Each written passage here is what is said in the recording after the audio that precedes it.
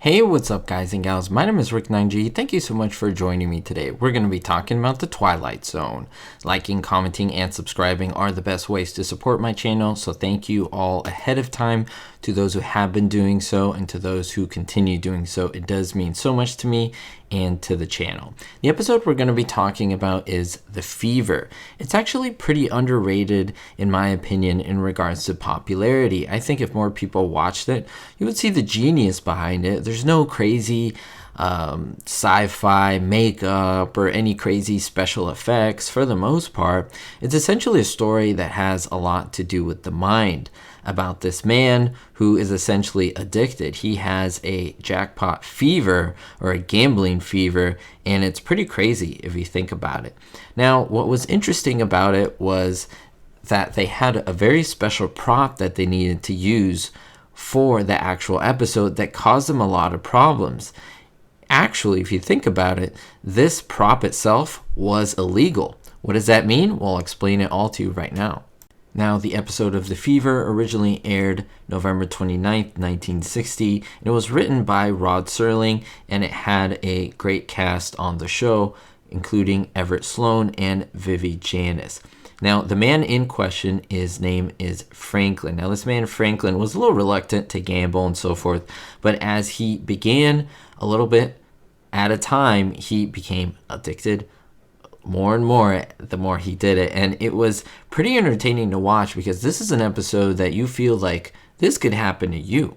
It isn't something that just happened to this man, which is entertaining to watch in itself, but yeah, this can happen to you. Now, what was really important was that prop, that slot machine that they used in that episode, and here's why it was illegal. In fact, everyone, including the producers, the cast, and the crew, were having lots of trouble getting a slot machine for this episode. Now, why was this an issue? Well, gambling machines at the time in 1960 were illegal in the state of California. Now, of course, The Twilight Zone was filmed at MGM Studios in Los Angeles, California, so this was a big problem. How would they get a slot machine? I mean, could they just build one? They could, but would it be fully functioning? It would actually be easier to just get a slot machine, and that is what they ventured to do. Now, prop houses who house pretty much anything from straws to remote controls, sofas, couches, even fake TVs, whatever you want, and they would include slot machines. Well, in California, the prop houses didn't even have slot machines, and that was because, as I mentioned, they were illegal. So how did they figure out a way around this loophole? Well, they didn't want to do something illegal by acquiring a slot machine in an illegal way, because it would appear in the episode, and yeah, MGM would get in trouble. They could also film the episode in another state, which would alleviate this, but imagine moving everything off-site. It was a little too costly. So what did they do? They went to the police department, to the Los Angeles Police Department, and they asked the person in charge there if there were any impounded slot machines that they could use. Now, impounded for people who are, drug dealers, suspects, criminals, and they would impound or confiscate a slot machine in a raid or something like that. And they were able to come up with a few.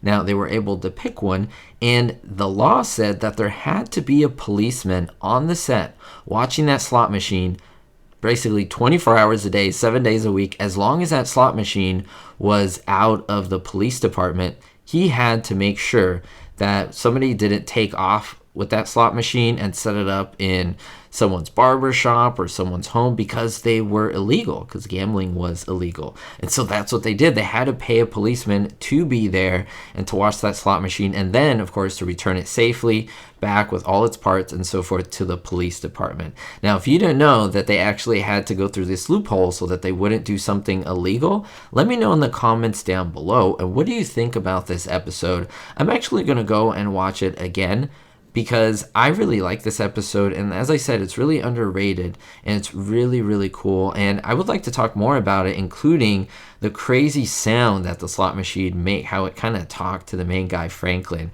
I could talk about that in another episode. Let me know if you want to hear about that in another episode, and by the way, let me know if you have seen this one, and if you have any other favorite Twilight Zone episodes that you want me to cover. We'll see you all next time.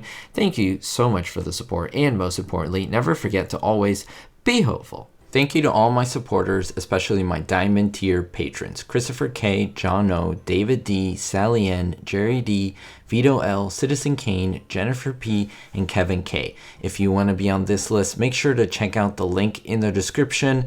It's all of you patron members who make my channel possible. Thanks!